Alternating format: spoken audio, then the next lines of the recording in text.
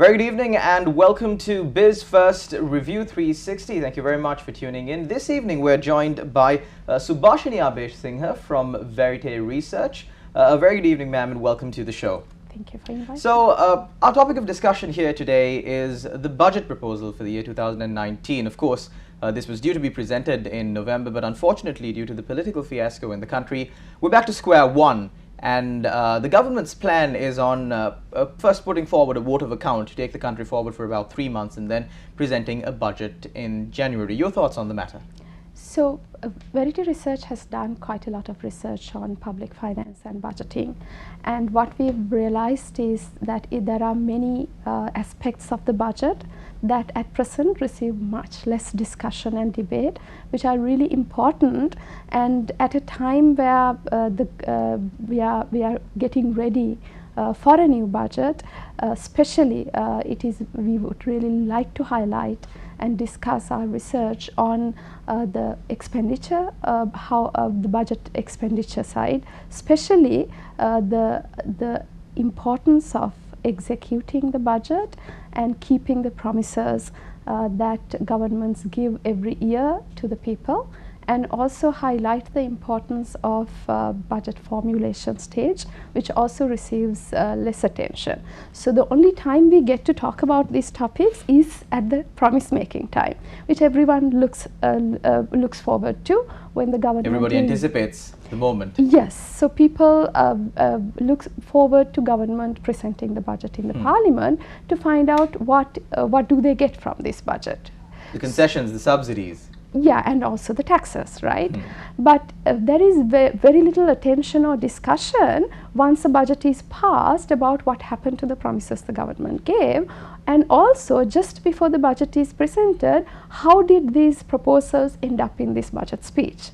Two of the stages that is the most critical in terms of effectiveness of the budget, sadly receives very little attention, whereas a lot of attention is given to the promises presented in the parliament and the debate and discussion around those promises, whereas how these promises came into the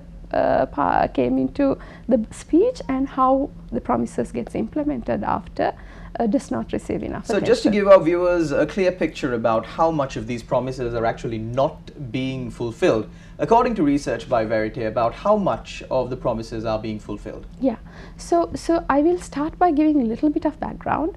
So what happens, why we were curious about the implementation of the budget was, every year we know governments always get less revenue than they forecast. So they forecast, say for example, if in 2017 government forecasted 2 trillion rupees worth of tax revenue, but ended up getting 1.8 trillion. And every year there is a shortfall in government revenue.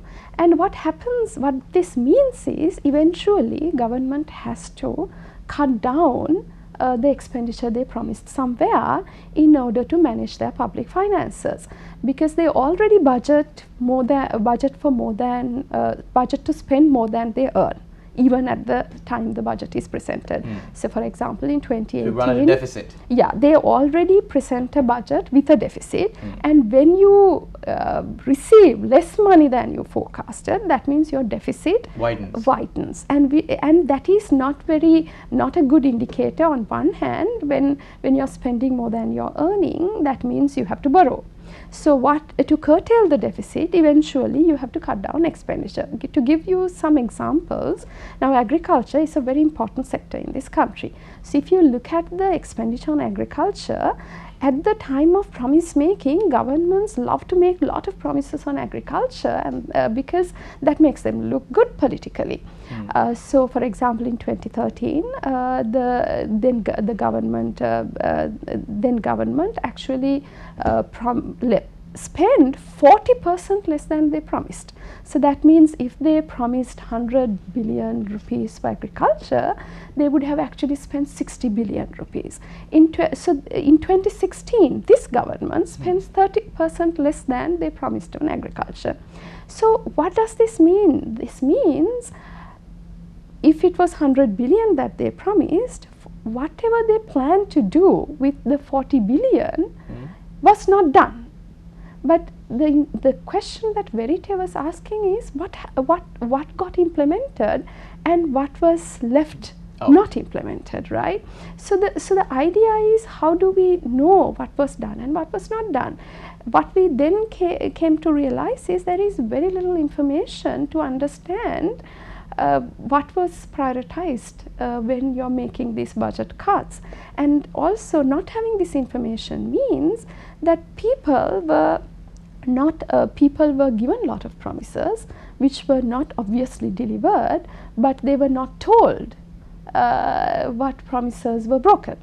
So we realize this is a problem that is persistent, and also that does not do well for good public finance management and good budgeting. So we realized it's very important that there is a lot more emphasis on the budget execution phase, and especially the availability of information and transparency around budget. So when we were doing this monitoring of budget implementation, obviously we can't monitor the entire budget proposals because it requires enormous amount of resources.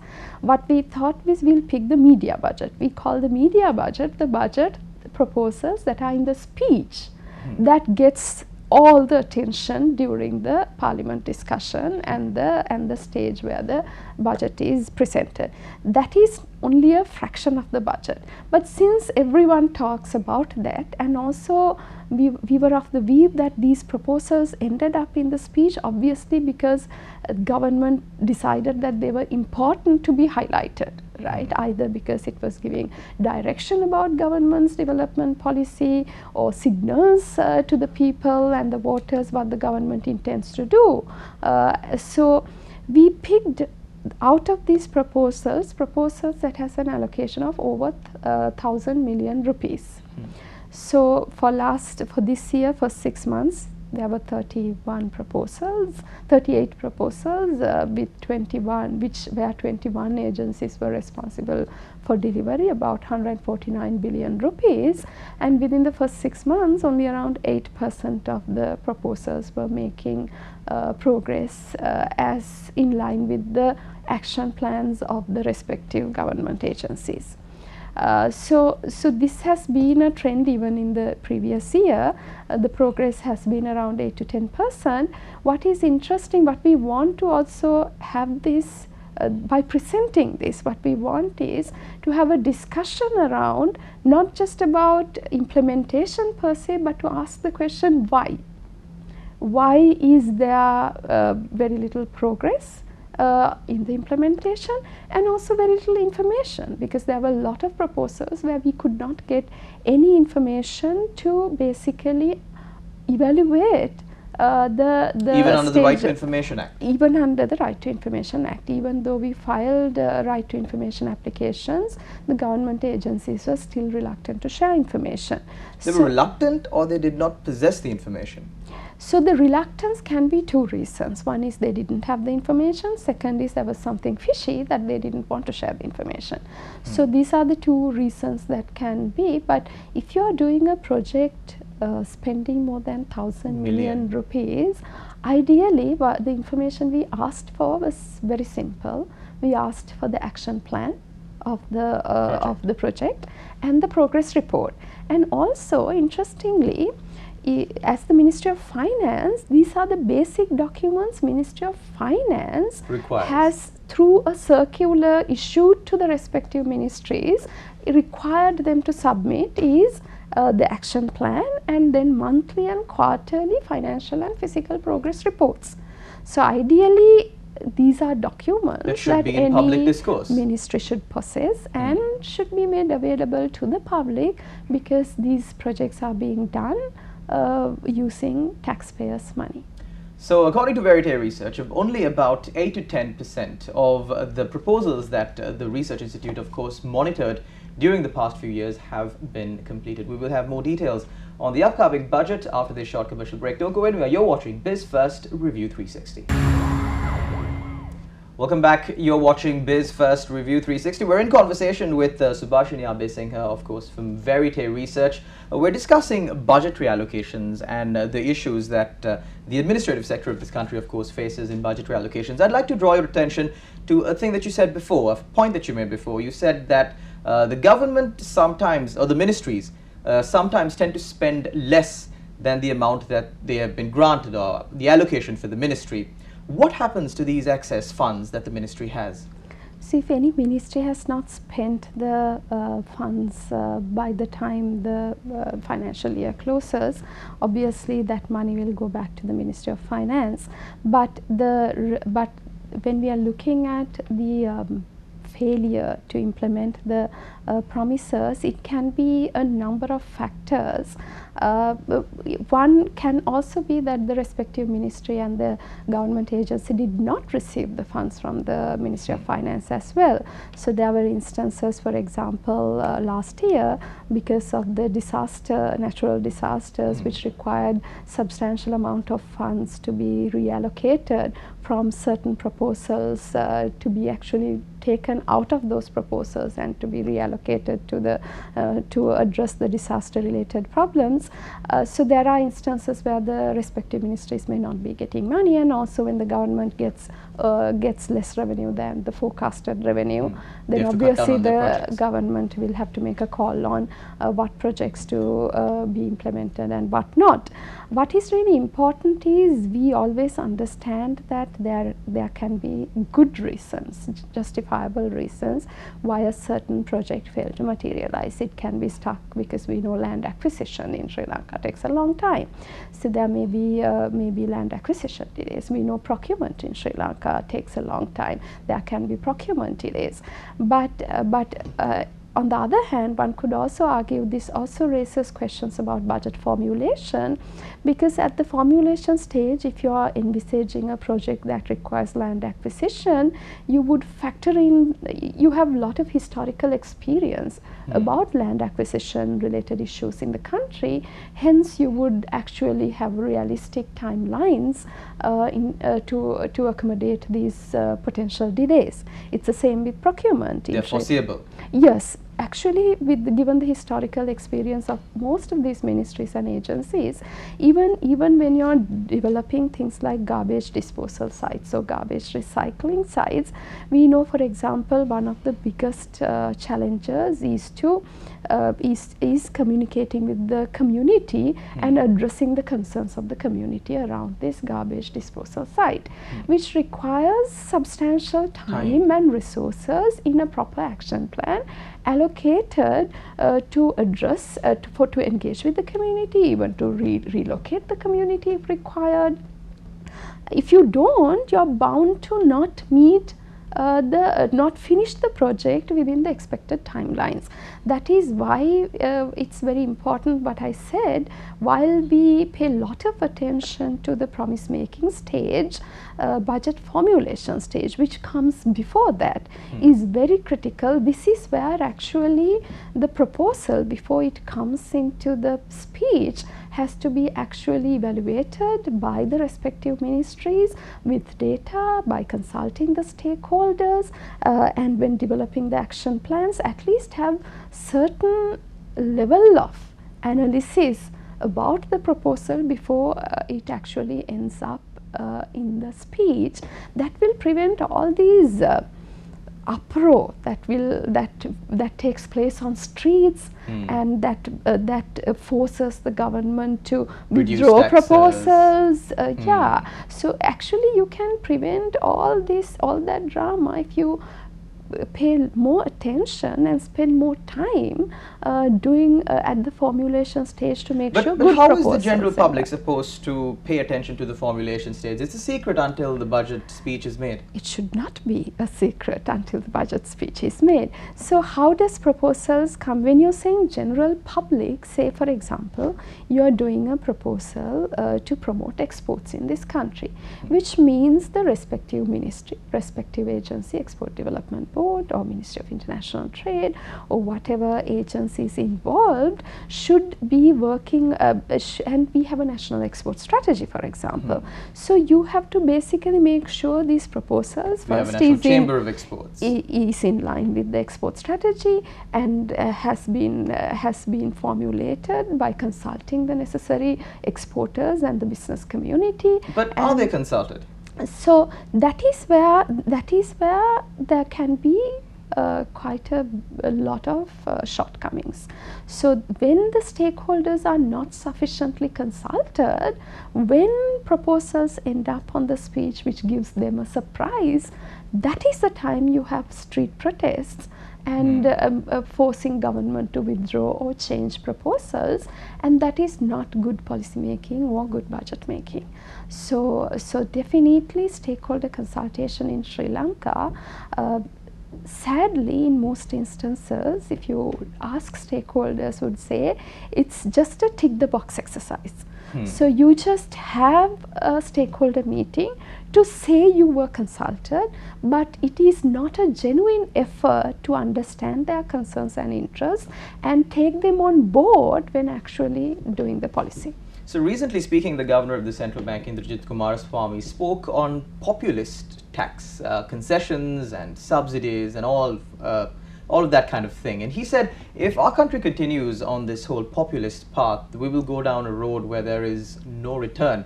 How important is this when it comes to budgetary allocations? So populist policies becomes very important when governments are heading in for elections. So towards elections and during election years, this is a risk this country runs, and we always have very large budget deficits in election years because governments want to give these handouts to the public to win favor. So there are two sides to this. One is this also puts a certain amount of blame on the public, because government is responding to a public expectation, which means public is expecting handouts. We are a country, I often hear even the media always using this word, what is the relief people are getting. So when you're talking of relief, I have this, actually giving relief is the easiest thing governments can do. Say if you have a poor family, poor person, giving an allowance every month is very easy, but they will remain poor forever. But making sure that they have employment opportunities, that their children have good education opportunities, and not only are there good education institutes, but that they are able and affordable. They are able to access and send these children and to those schools and those universities, and they are affordable, and they provide good quality education, and that they have good public transport. Now that is very difficult. That is what will bring that family out of poverty and less dependent on handouts and on the government.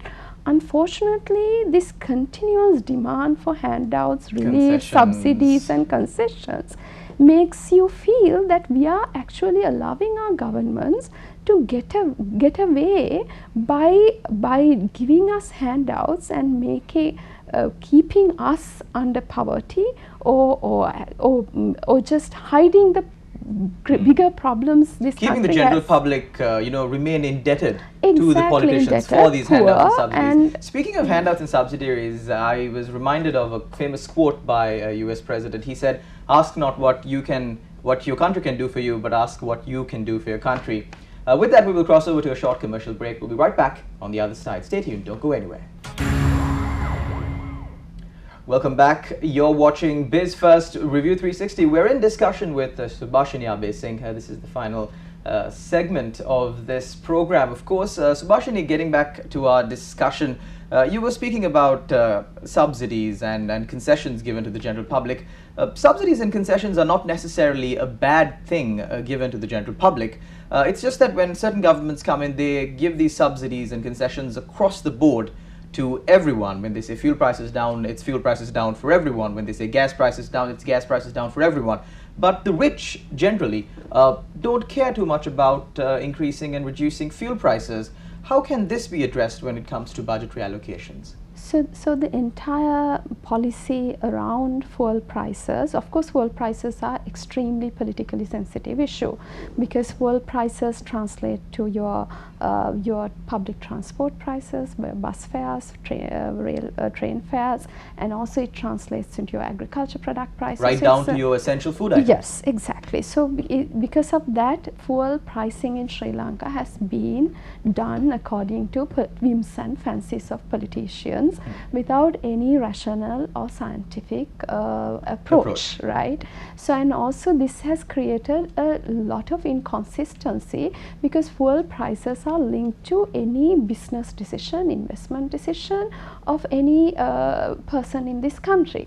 And when you have such inconsistent policies where one government says one thing, another government says another thing, and the fuel prices are totally unpredictable and they are highly politically driven, then it creates this what we call a very inconsistent policy environment, a key factor that prevents that prevents people from investing in this country, or from businesses doing better in this country. And also it affects the people also, because you are living in an environment where it's very difficult to predict government policies, and they keep on changing according to political Best example interests. is the fuel pricing formula that was introduced by the government of good governance, and then following which, after they were ousted on the 26th of October, the new government that came in said we are not going to have these fuel prices. But another issue that came up there was when the fuel prices were increased, the bus associations came forward and said fuel prices are increased, we're going to increase our prices. Then three-wheel drivers associations came forward and said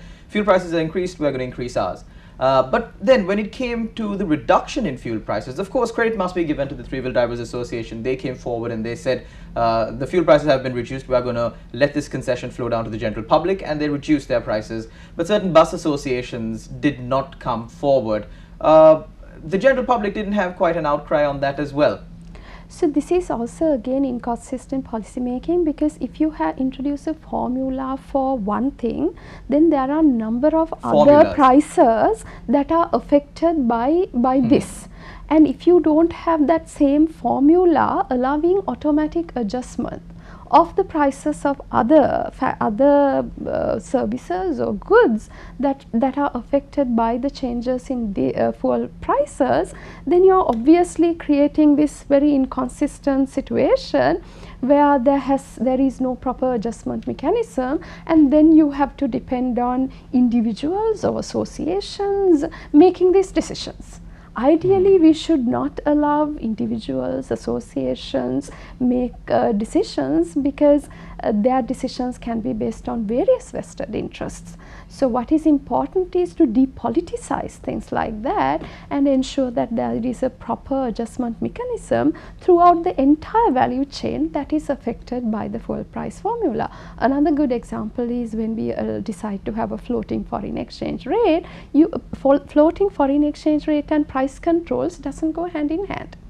Fuel formula and price controlled on energy to electricity to transport doesn't go hand in hand, because if you allow one thing to be flexible, then everything else has to also change. Well. So this is a very inconsistent policy environment, and doing business in this kind of policy environment is very challenging, and that is why we are saying that Sri Lanka's business environment is frequently ranked very poorly in any international ranking. Recently I was speaking with a gentleman who is in the business of exporting tea, and he said that they are finding it hard to even give a quotation to a customer, because when it comes to exporting tea, it's a very competitive market. If there are lower prices somewhere else, they will definitely go to that seller, to that exporter. So how in such a situation, given the country's political situation, given the country's economic situation, he also added that a lot of exporters and traders are moving out from the country. What can the government really do to, get back investors into the country and get us going on a path towards economic growth? So there are certain things beyond Sri Lanka's control, being a small economy, whether it's, for example, international fuel prices. We have no control. We are only the recipients of that. At the same time, the current US policy China on trade war. also their policy on interest rates and exchange rate also is one reason that has seen most emerging market currencies crash in the last year. So these are things that Sri Lanka cannot really change but has to take as a given. But if you also have internally poor economic management, political instability, then these problems get escalated, right? So that is where it's very important to manage your economy in a manner where external pressures that come into the country, we are more resilient and we are able to absorb those external shocks. Unfortunately, we have not had very good macroeconomic management, especially fiscal management. Consistently for decades, Sri Lankan governments have mismanaged their public finances, and most of the problems we are talking about today, whether it's debt or interest payments or everything, is an accumulated problem which every successive governments have played a role in it. So it's not very unique to one government. A good example about subsidies, if you have a minute, is because we are talking about agriculture, because it's a hot topic for everybody. So in agriculture, we are trying to address our agriculture problems. Two things that the government promises: subsidies and guaranteed prices.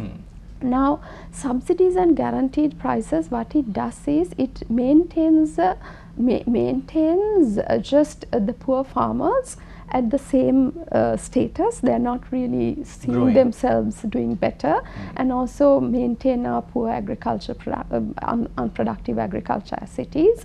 And it basically doesn't address the real problems in agriculture, like improving productivity, especially making sure that our agriculture is climate resilient, that we are envisaging a world where we have less land, less water, and more mouths to feed, and increasing natural disasters. So subsidies and guaranteed prices will not create an agriculture sector that is able to withstand these issues. These require much better policy making, and in terms of good extension services, enabling farmers to have access to technology, and good research to make sure that we have climate resilient varieties of seeds, all of that, which does not get addressed. Our discussion, unfortunately, at the budget time is on the fertilizer subsidy and guaranteed prices to farmers, which is not going to solve the agriculture sector problems in this country. Of course, and I believe the discussion could continue for hours on end,